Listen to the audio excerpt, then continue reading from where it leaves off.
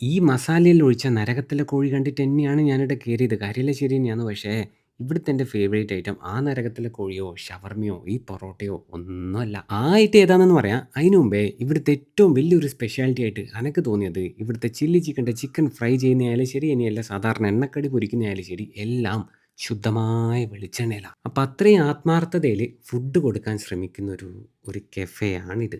ഈ ചിക്കൻ ഷവായ ഒറ്റയിരിപ്പിന് മുഴുവനായിട്ട് സമയമെടുത്തിട്ട് അകത്താക്കിന് കേട്ടോ.